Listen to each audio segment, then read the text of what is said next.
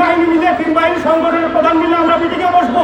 আমরা আলটিমেটাম দেবো, প্রয়োজন হলে এই শাহবাগে, এই বাংলার মাটিতে বাংলাদেশ পুলিশ, বাংলাদেশ সেনাবাহিনী এবং বিজেপির নির্যাতিত নিরীহ নির্ভীত সৈনিকেরা বিডিআর মহা আন্দোলন করবে বাংলার।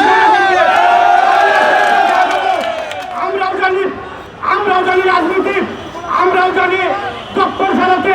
আমি বারবার বলছি, আমি 2009 সালে আমি নিজে আমার পোশাক খুলে দিয়েছিলাম একজন বিজেপির বিডিআরের সৈনিককে।